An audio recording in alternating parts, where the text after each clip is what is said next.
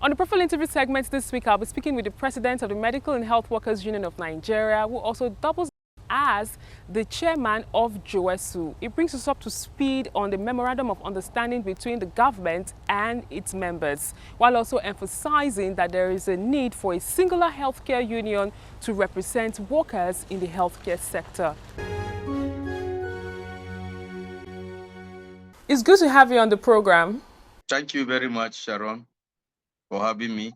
A lot has been happening in the world of work, especially in the healthcare sector. Just recently, the union JOHESU suspended its industrial action. Can you bring us up to speed on what were the specifics that made your members and its leadership suspend the industrial action that took about 82 days? Thank you very much, Sharon, and our viewers.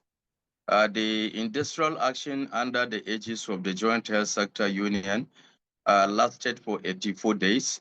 And as you are aware, it went to the extent that the two labor centers in the country, the NLC and TUC, have to intervene severally before we finally reach a truce under the instance of the Federal Ministry of Labor.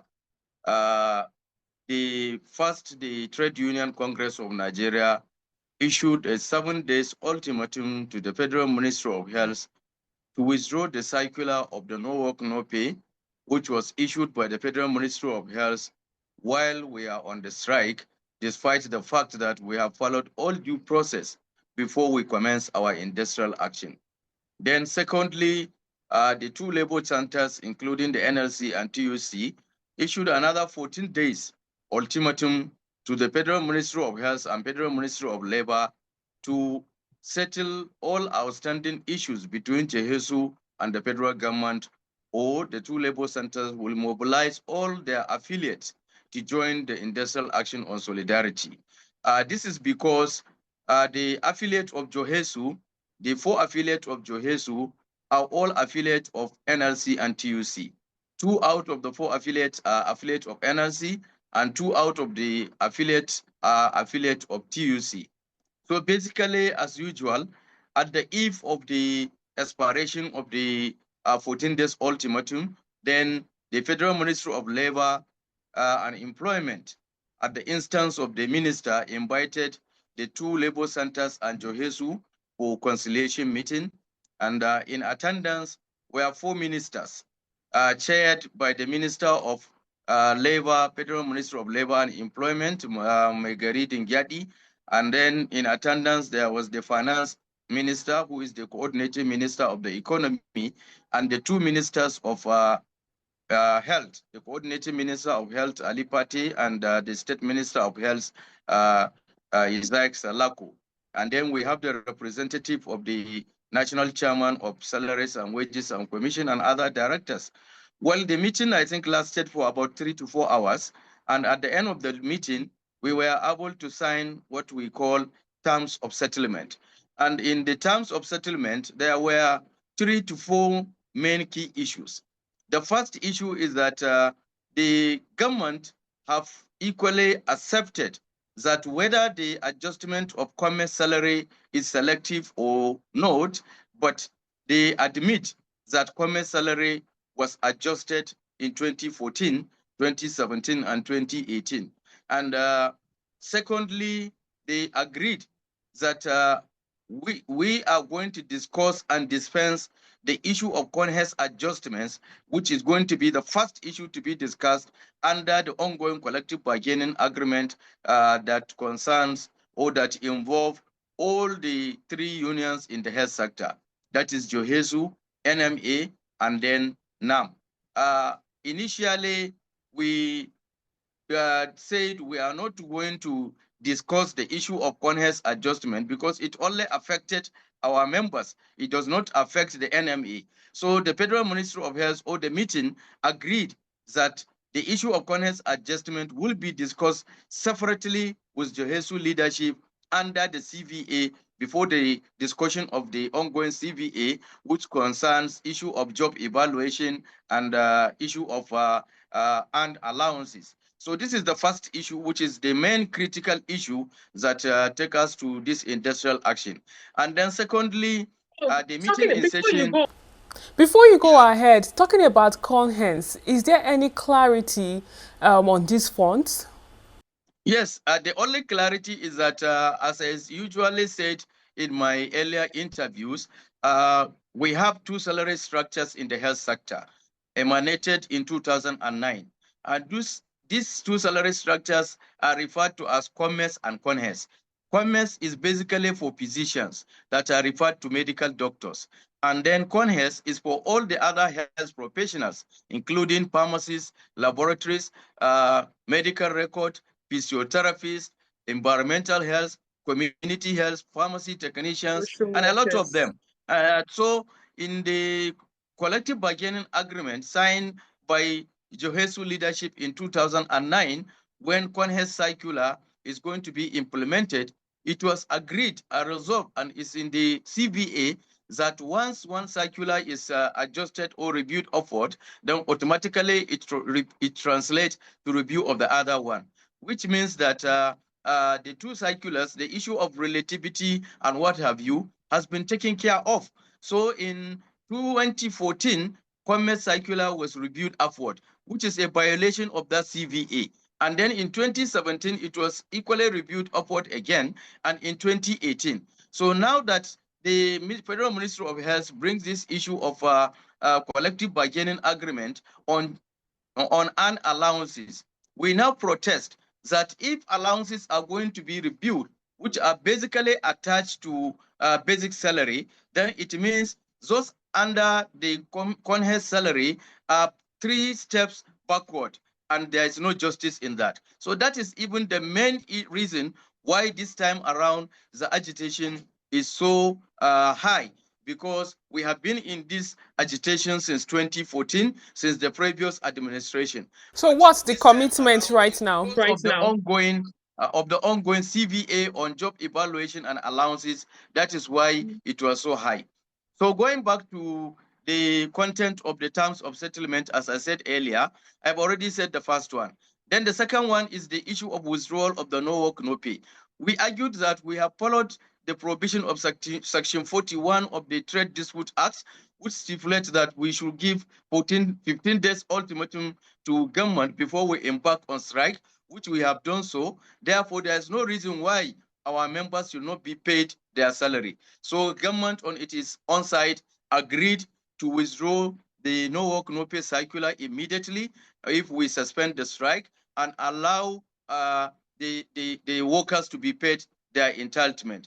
And the third major issue is that being that the two affiliates of the two labor centers, and the discussion was laid basically by the Trade Union Congress of Nigeria President, Comrade Festus Osifo, we now agreed that the two labor centers will continue to champion this struggle until the realization of the CONHES adjustment. So these are the main important key issues that were contained, among others, in the terms of settlement that we reached with the Federal Ministry of Health. And we came back and summoned emergency expanded hybrid National Executive Council meeting on Friday, which was very tense. We started the meeting since 10 a.m. and closed the meeting by 2 p.m. And the meeting has to warrant that to voting, because we have two motions on ground. Those who are in favor of suspending the strike to give way for discussion with a timeline from now to probably April this year because of the ongoing CVA, and then others insist that the strike continues. But when we go to voting, majority voted that the strike should be suspended to respect the intervention of the two labor centers. And that is why we held a press conference on that Friday by 5 p.m. and suspended the strike and ordered all our members to resume work by 12 midnight of that Friday. Health workers have always accused the federal government of signing agreements but not implementing it to the latter. What do you think would make this particular agreement different? Well, it's true. During the discussion, We equally discussed on the issue of mistrust between the government and the union leaders.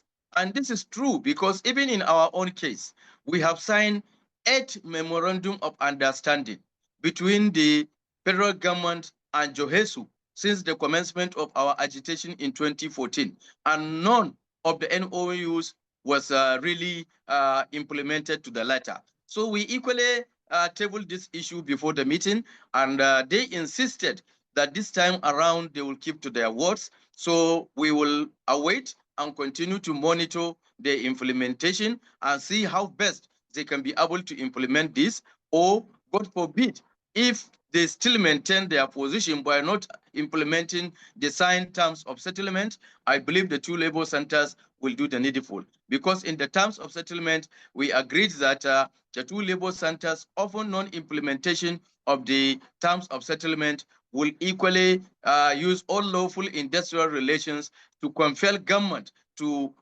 do the needful. The strike significantly disrupted services in major general hospitals across the country.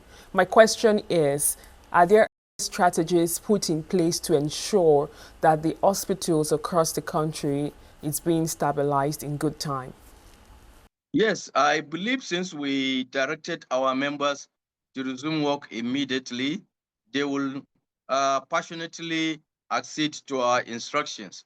And we are ready to work hand in hand with the management of the federal health institutions to ensure that work resumes to normalcy, and the citizens of this country to continue to benefit with the services that we rendered, as we rendered about 85% of the healthcare delivery in the country. So we are ready to support the management of the federal health institutions to ensure effective and efficient service delivery by the grace of God.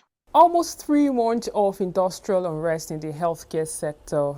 That's quite a lot of time. What is the union doing moving forward to ensure that to prevent a further shutdown in the nearest future? What do you think government can do? What are you also doing as an institution to ensure that we have workers, in the hospitals working efficiently? Well, first and foremost, the issue of implementation of signed agreement is very germane in industrial harmony in the health sector and other sectors in the economy. Once government in good faith sign an agreement between labor unions and the federal government, or even government at all levels, be it state or local government, I believe implementation of such agreement as at when due within the timeline will bring about industrial peace and harmony. So I want to call on government at all levels to implement signed agreement with labor unions. This will definitely improve industrial harmony in all the sectors of the economy in the country. Then secondly, coming to the health sector, the initiative of the ongoing collective bargaining discussion, which is going to basically be rated under the job evaluation on allowances on allowances, where all the three unions and associations in the health sector, namely the NMA, Nigerian Medical Association, JOHESU, and NAM, are part and parcel of it, which I believe none of the parties said they are not part of this ongoing collective bargaining agreement. So I believe if this was successful at the end of the day, we will have a robust discussion and we will have harmony. It may interest you to know that in some of the African countries, particularly Kenya, which I'm familiar with, they have one labor center in the health sector, which they call Kenya Health Workers Union. And the doctors, nurses, other health professionals are all under the aegis of that health sector union. And they confront government on all their demands with single voice. And this brings about industrial harmony and peace in Kenya in the health sector. So if Kenya can do that, why not Nigeria?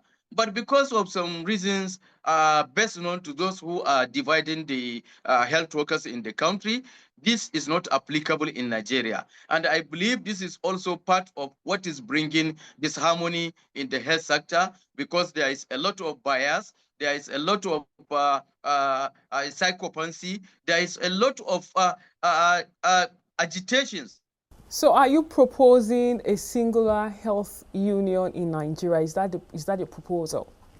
No, I'm just giving out an example, which I believe if this is going to be done in Nigeria, it will bring about industrial peace and harmony, especially in the health sector, because it was practiced in other countries, African countries, and it's a global practice. So if this can be done sooner or later, I believe it will bring industrial peace and harmony in Nigeria. So that means that's what you are suggesting. Moving forward, you are looking forward to an healthcare sector in the country that has just one union championing its welfare and its affairs. Yes, this is part of what I'm thinking will bring industrial peace and harmony. And as I said, the most important one is the issue of implementation of signed agreement by both parties, both the government and the labor unions. On a final note, what should your members be expecting in terms of timelines of implementation, follow-up engagement, and so on? Well, from our own part, we will ensure that we follow up to ensure the implementation of the terms of settlement within the stipulated timeline. And for our members, I must use this opportunity and commend their resilience, their support and cooperation despite the intimidations, despite the challenges that they have encountered in their workplace. But they remain steadfast, they remain resolute to ensure that we spend 84 days on this industrial action over our agitations. To our dogged branch leadership, both at the state and federal health institutions level, we have to also commend them for their resilience, because their resilience and resoluteness is what brings about the issue of motion that some are saying we should not even suspend it until when the Federal Ministry of Health or the federal government adjust the CONHES salary instantly. The struggle is not yet over, but we have just given a timeline for government to do the needful. So if government did not do the needful, obviously we will use all our lawful industrial relations methodologies to ensure that we compel the government to do justice to other health workers in this country.